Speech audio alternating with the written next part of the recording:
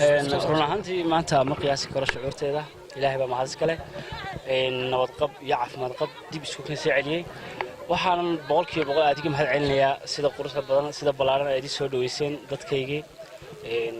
run ahaantii ma qiyaasi karo shucuurteeda dib baan isku waraysan doonaa balse aadiga mahad celinaysaa soo dhaweyseen xaaslo united aad u mahadsantiin marka hore ilaahay baa mahad iska leh inuu caafimaad qabna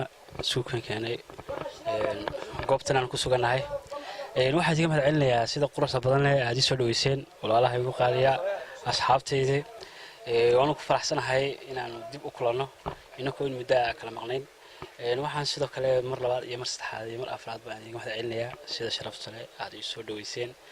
anigoona maanta magacaantiina aan soo koobi karin balse aad si qurux badan qalbigayga ugu taalaan walba kuwa inuu tixgeliyo weeyaan waa dadkaas weeyaan tan xiriinta ku leenahay waa kuwaas weeyaan وبالله توفيق